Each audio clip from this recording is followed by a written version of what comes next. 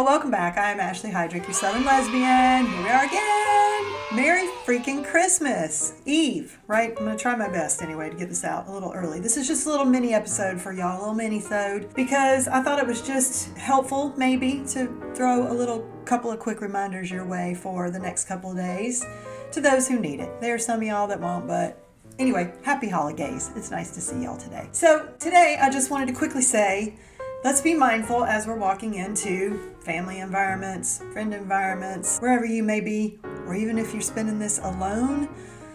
It's important to map your energy, right? Sort of get ahead of this because it's a very exciting time of year, right? For most. For some, it is complicated because going back to family can be triggering. For some, if you're spending it alone, well, that can be depressing. So I just thought it would be a good idea to maybe have a quick chat. Let's get ahead of this a little bit. Let's get our minds right, walking into whatever scenario that is so that we can have a nice day and enjoy our holiday.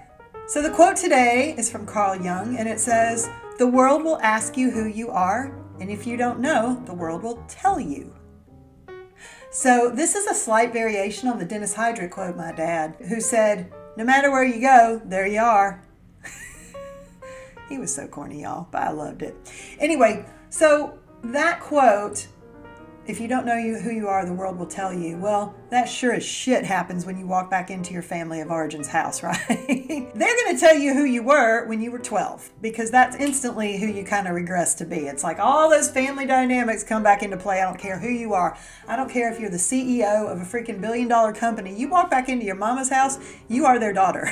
You are your siblings, little sister, big sister, whoever that they used to pick on, and all those dynamics just come right back into play. Now, for most of us, that's so warm, so comforting, so fun, and, it's something that I super look forward to every year. But like I said, for some people, it can be triggering, and even for me, it can be triggering on a certain level because, again, I grew up in a household where not everything was perfect. There was a lot of love, and there's still a lot of love, thank God.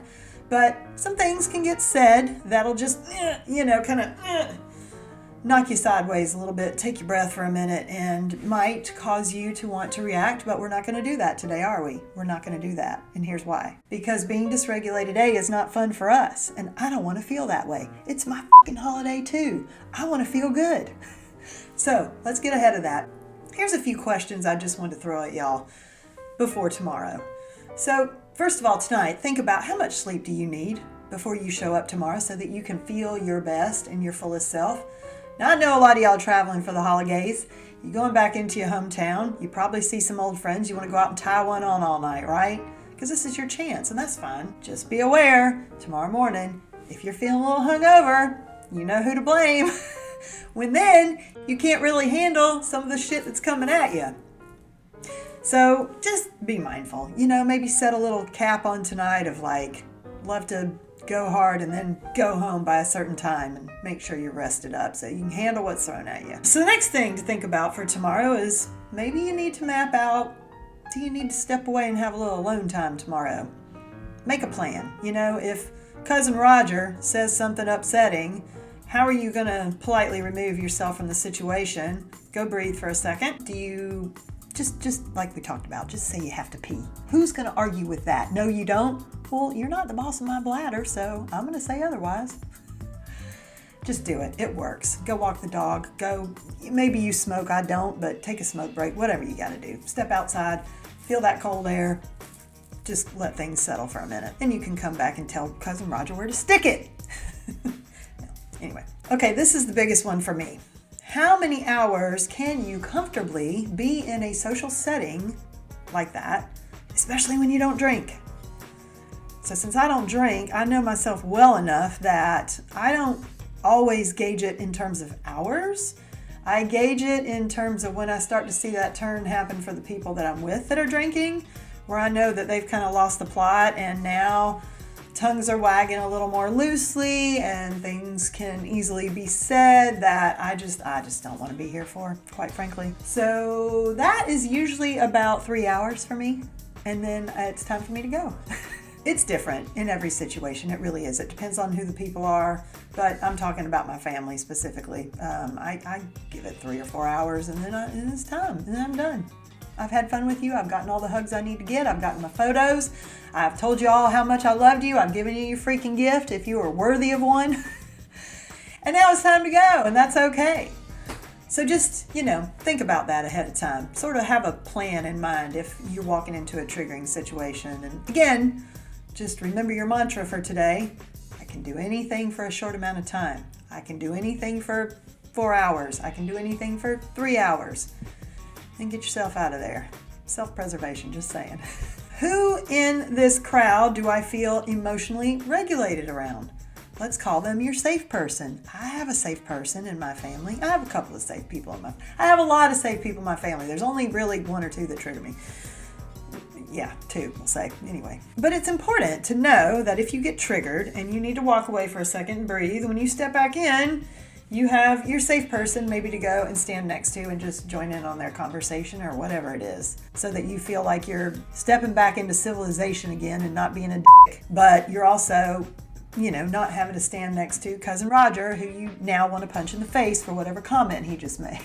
Think about that. Who's your person, or who are your people? Who do you feel safe around?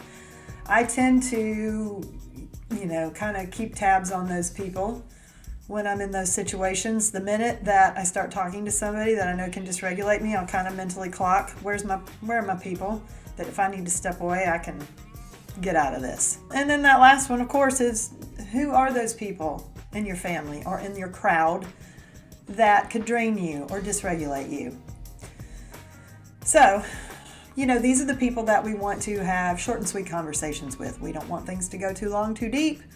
We want to have pleasantries with them. We want to keep the energy light and fun and happy. And if things start turning a corner, if they start trying to drag you down with something depressing or something, they are getting nosy about your life and you don't want them all up in it, there's your cue. There's your cue, y'all. Well, you know what? I have to pee. Pardon me. Do not say you'll be back. Just say I have to pee. They'll figure it out, and maybe they'll learn from it. And if they don't, and they come back to you and say, well, I was in the middle of trying to tell you, blah, blah, blah. Say, I gotta pee again. In case tomorrow's gonna be a little bit dysregulating. By and large, I find Christmas to be so much fun.